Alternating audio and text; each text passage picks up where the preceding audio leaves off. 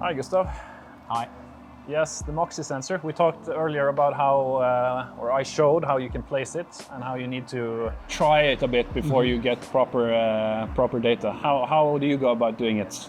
Yeah, so I've been using it for already 7 years now. So I have a pretty good routine on where to place it. So I have a very good muscle where I just put it on. But in the start, I had to play around. I know some people have to play around a little bit more than me to find a good spot. And when you know you found a good one, it's when the difference between the highly saturated and low saturation point is obvious. So if you have a really low spread, I would say it's a bad spot. So when you look at the data, you would see that when you are working, when you're straining that muscle, the saturation would go down. Yeah. And then it would go quickly back up again when you're relaxing. Yeah. Yeah.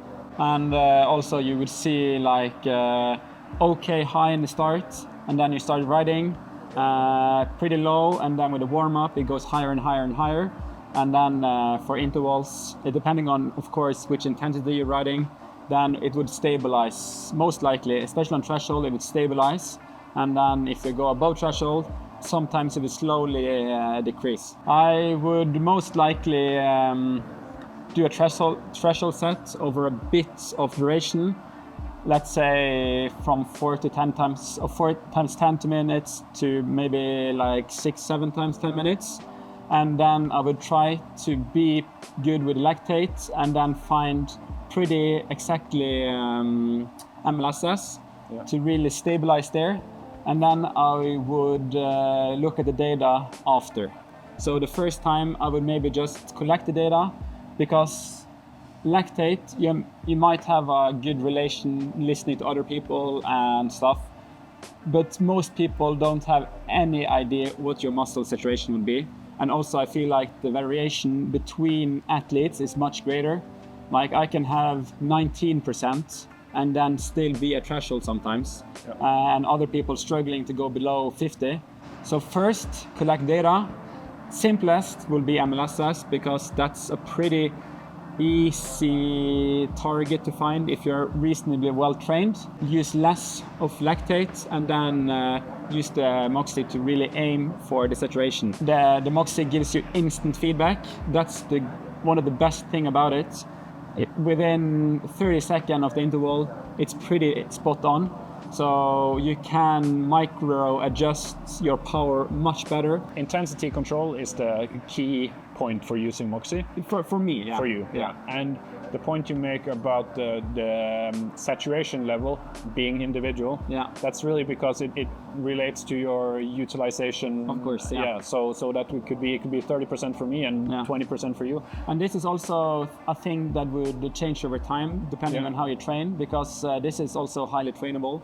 So I'm not exactly like into the science on what training makes a change, but I do see change over time, especially in altitude.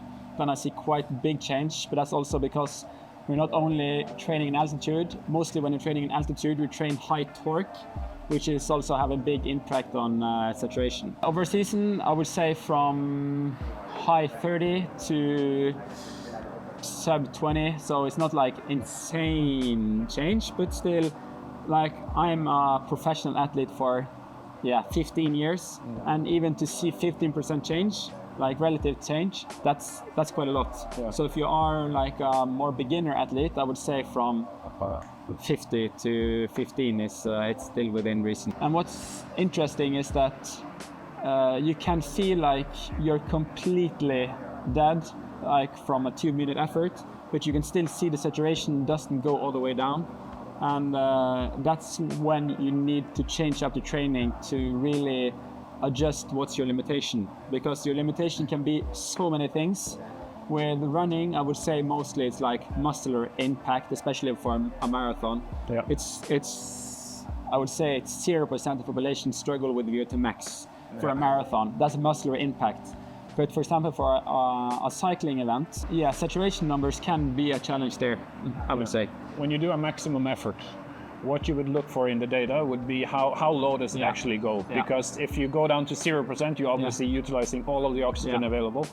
But how low it actually gets give you an idea of where you are. Limitations time. Yeah, exactly. So if you are down to, let's say 2%, you know that your utilization is high, so it would be okay to do some VO2 max training, because then you can increase the roof. Yeah. And most, like, it's not often I struggle with high saturation during max efforts.